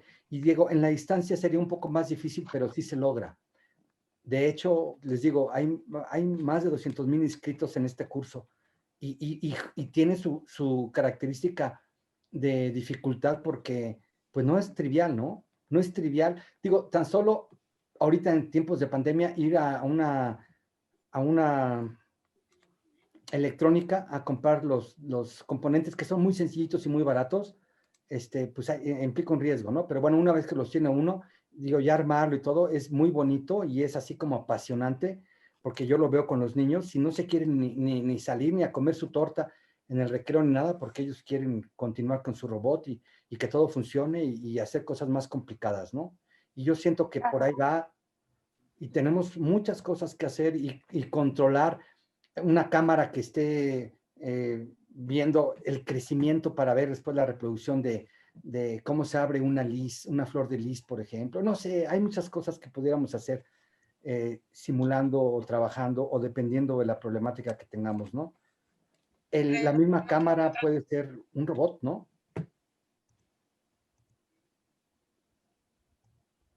De manera interdisciplinaria, digo, yo le agradezco mucho lo que me dice. Entonces, yo lo que quiero entender es que si entro a la parte de Coursera, podría checar esto y retroalimentarme con otros compañeros. Sí, Sí, ahí se hay. me hace interesante y por eso le preguntaba que cómo podría yo implementarlo a la distancia con mis alumnos y sobre todo también hacerlo de una manera interdisciplinaria, ¿no? Que sería algo interesante. Como usted bien dice, en quinto llevamos química, llevamos matemáticas. Fíjese, profesora, yo entraría, por ejemplo, ya está el curso montado y yo diría a los alumnos, yo tengo el control aquí y yo entraría y entonces mis alumnos van a entrar también y yo pondría los diferentes salones y a trabajar en diferentes y hacer sus diferentes cosas y por grupos y ver cómo está funcionando, pero siguiendo un poco la clase del curso, ¿no? Inclusive lo podemos parar, mejorar y también está la parte del blog, que ahí es mucho más, digo, ahí nadie está diciendo nada, ahí digo, es un poco más individual, pero sí se pueden formar las comunidades y trabajar desde alguna plataforma, siguiendo el blog o siguiendo el curso en Coursera. Y estas comunidades son buenísimas porque realmente se implican, ayudan y son como generaciones y las evaluaciones tienen que ver con la posibilidad de que ellos mismos, los colegas, los pares, evalúen el trabajo de los demás y se vuelve bien interesante la forma de aprendizaje utilizando de manera adecuada los foros y sobre todo siguiendo pues las rúbricas, ¿no? que se están considerando ahí en el curso. Yo creo que no hay pierde. Y además hay un grupo de personas que está apoyando siempre las preguntas o las dificultades de la gente que tiene en un momento dado, ¿sí? No están solos. Gracias, maestro. El maestro Alfonso Flamenco tenía una pregunta, creo que... Maestro Alfonso. Sí, gracias. Yo también quiero preguntar. ¿Sí me escucha, doctor? Sí, muy bien, profesor Flamenco, muy bien. Primero quiero agradecerle la exposición. Me ha parecido interesante en algunos puntos. Mi materia es historia y estaba pensando en algunos elementos, pero quisiera que me orientara y me comentara sobre cuál sería la diferencia, porque estoy pensando ahorita en alguna cuestión con mapas interactivos, como rutas de comercio, rutas militares, procesos migratorios. Pero ¿cuál sería la diferencia? Porque yo siempre lo he pensado en materia de presentaciones electrónicas con animación, pero llevarlo a un aspecto físico, entiendo que es más manual, que es más kinestético aquí el aprendizaje, pero ¿cuál sería la diferencia de manejarlo en uno y otro sentido para un aprendizaje en humanidades? Yo tuve una experiencia con unos estudiantes becarios que se formaron, eran de todas las áreas, así de historia, de literatura, de ciencias, de letras germánicas, de todo. Y bueno, lo interesante de todo esto es cómo integrarlos y cómo iniciarlos en el estudio de las ciencias para que tengan una mejor comprensión del mundo en el que viven, porque la tecnología está presente en todos lados. Digo, y ellos están conectados, tienen todos un celular y de ahí hay... Entonces, es mucho más interesante conocer qué es lo que puede pasar con esto que no saberlo. Y por ejemplo, estos chicos eran de historia y querían representar la época de los Luises XV y Luis XIV y XVI. Y entonces, estaba bastante fuerte su ejercicio, pero ellos hicieron una guillotina robótica, o sea, y con su muñequito, y entonces decidieron al final que Luis XVI debía ser ejecutado, y entonces el control no era, el pretexto era la guillotina, sino lo interesante era toda la trayectoria para poder desarrollar el sistema que hiciera que el robot hiciera un corte preciso y como lo tenía que hacer, ¿no? Y que se controlara. Y aquí lo interesante no es, y jamás se les va a olvidar, claro, pero lo interesante es todo lo que está detrás para que ellos puedan saber que en qué momento tiene que bajar el sentido del engrane para bajar la cuerda y que la cuerda pueda hacer el corte como tenga que ser. Digo, es bastante fuerte, pero lo interesante es todo lo que hay detrás para hacer ese movimiento, ese control y esa programación y que sea precisa, certera, sin ambigüedades, con el conocimiento que hay detrás de un código, de una estructura mecánica, eléctrica, electrónica e informática. Y con un marco de historia interesante en donde pueden abrir una cortina, controlarla, bajarla y que hagan la presentación de lo que necesitan hacer, si están haciendo una obra de teatro. Digo, depende de la capacidad de imaginación que tengan los estudiantes. Y en este caso de que usted me pregunta sobre la animación, por ejemplo, el libro, las rutas la ruta de la seda, ¿no? A lo mejor simular en un espacio físico el camino de la ruta de la seda y proponer un alternativo o el tiempo que tarda o por qué tardaba. Un poco el pretexto es ese, lo interesante es la recuperación del proceso y la imaginación de lo que este autor nos está diciendo con su libro, ¿no? Creo que es parte, ahorita me está dando precisamente ya más en concreto la idea. Como lo señala, una especie de pretexto del trabajo mecánico final, pero la parte de atrás yo no me quedaría tanto con el asunto de la programación robótica, sino con todo el entorno, el conocimiento, el contexto histórico, económico, social, político que tendrían que llevar los alumnos para llegar a ese punto final. Claro. Y hacerlo sí como una presentación de movimiento, de un carácter físico, haciendo incluso una discusión de tipo grupal de cómo se podría ir llevando a efecto un proyecto de estos para aterrizarlo en esa parte, que esa sería la parte visible, pero la otra no sería tan visible, tan de trabajo como el hacer la representación mecánica programada, pero es el conocimiento anterior lo que estaría valiendo la pena en términos del conocimiento histórico. Creo que nos serviría mucho por ahí, ¿no? Claro, y por ejemplo, profesor, meter un elemento de aleatoriedad. La tarea está y los estudiantes tienen que representar o hacer, y además es aleatorio el que ellos determinen las cuestiones de tipo político en la época para que pudiera pasar la seda por tal o tal lugar, y las consideraciones económicas, las geográficas, dependiendo del tiempo, temperatura, o sea, y que ellos que algo lo determinara de manera aleatoria para que ellos estuvieran pendientes y supieran exactamente qué tienen que responder y que tienen que hacer su lectura para darse cuenta de la estructuración de la problemática para que ellos adquieran el conocimiento que usted quiere que ellos construyan. Sí, revisar las variables. Muchísimas gracias. Al contrario, gracias a usted.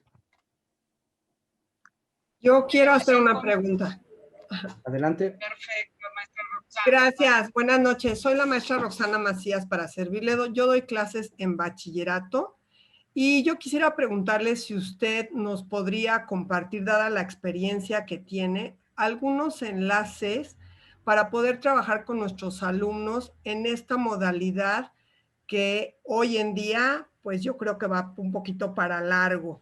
Yo doy asignaturas de biología, doy asignaturas de ciencias de la salud. No sé si usted nos pueda recomendar algunos enlaces para hacer simuladores, algunos enlaces para hacer modelaje en 3D, porque creo que, bueno, ahorita sí es muy importante. Sabemos que algunos pueden ser gratuitos, como usted lo mencionaba, y algunos tienen costo. Pero bueno, en este caso quería saber, dada su experiencia, si nos pudiera compartir algunos para poderlo trabajar en línea. Sí, yo con todo gusto se los pasaría a la maestra Rey Morán, claro. pero no dejan, digo, son simulaciones muy bien hechas de biología y de páginas así realmente, digo, por grupos de investigación europeos y americanos muy bien hechos y a disposición.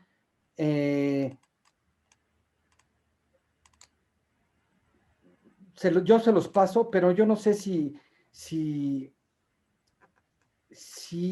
para desarrollar, esos ya están desarrollados y están constreñidos dentro de un marco y ya están limitados y bueno, y tendrían ciertas variables que yo por eso decía al principio, dentro de los contenidos, hay contenidos que ya están listos y esos contenidos son software específico y en específico más las simulaciones gráficas, simulaciones de fenómenos biológicos, de fenómenos químicos, y entonces, o simuladores que nos permiten nosotros meter las variables para que se pueda reproducir un cierto fenómeno hecho. Y bueno, cuidado, porque aquí explotó, y bueno, con las consideraciones que se tienen.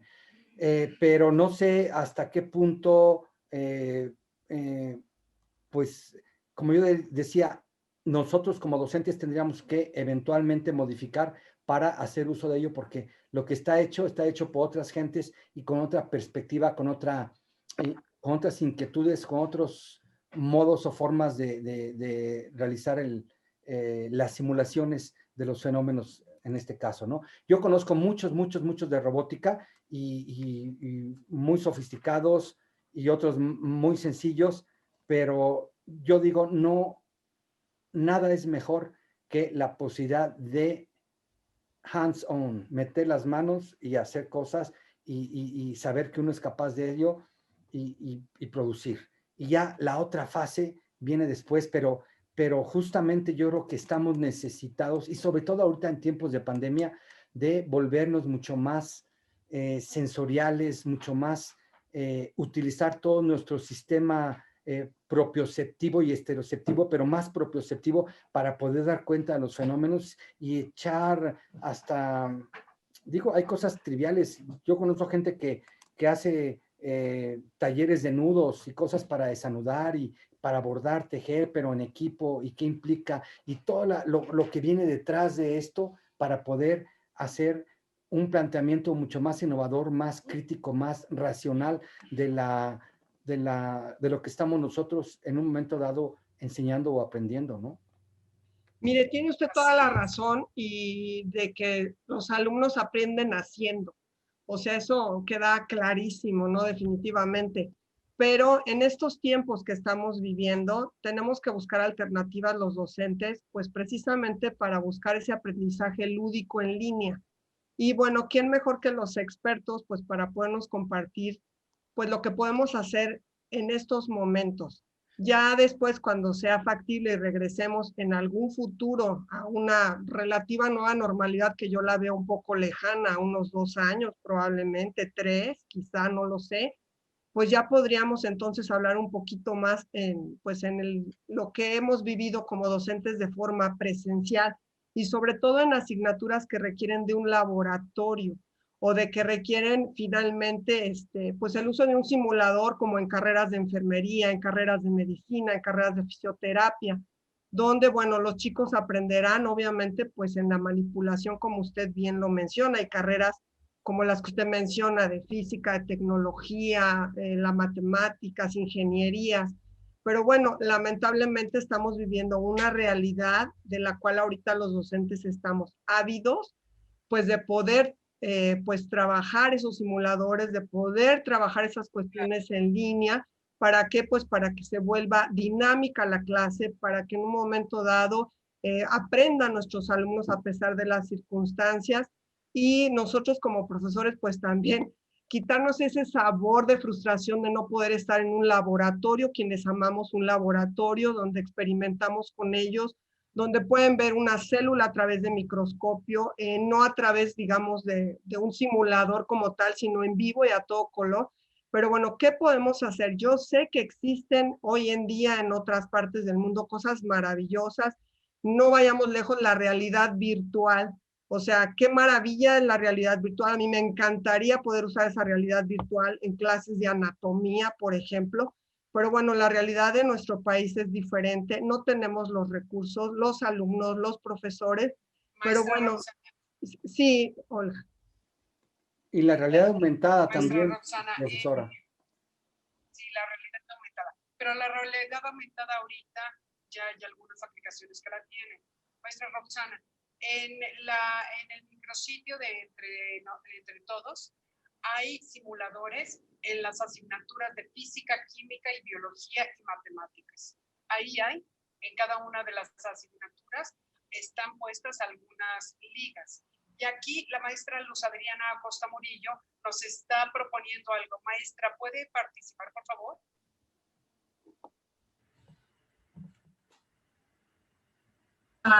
Buenas tardes, buenas noches. Les comento sobre esta plataforma que es Map Jumpers. Es una plataforma en la que pueden interactuar con sus alumnos haciendo rutas sobre la historia, sobre la Segunda Guerra Mundial. Chéquenla, está muy padre. Mi hijo hace esa plataforma y es muy amigable. Chéquenla, está muy padre. ¿Se llama, maestra? Map Jumpers, ¿verdad? Map Jumpers. Ok, muy bien. Muchísimas gracias, maestra. ¿De qué? También la maestra Diana Osorio nos está comentando algo muy interesante. Maestra, ¿podría compartirlo?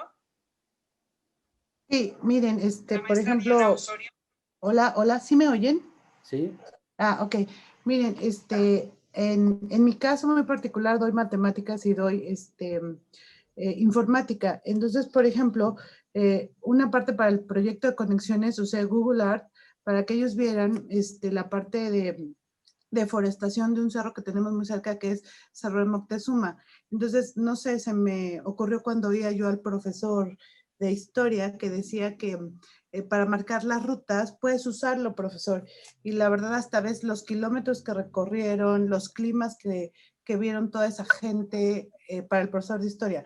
Y para la maestra en SketchUp es totalmente gratis para todos los que usen Google y tengamos nuestras cuentas. Está vinculado.